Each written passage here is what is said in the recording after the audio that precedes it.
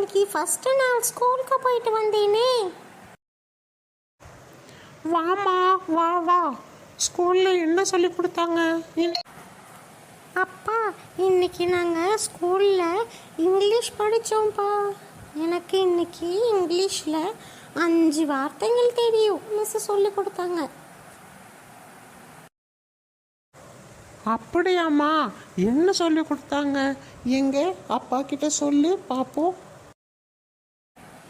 அப்பா என்ன சொல்லி கொடுத்தாங்கன்னா, ஏ ஃபார் ஆப்பிள், அப்புறம் A for aeroplane, A for ant, A for ambulance, A for alphabet,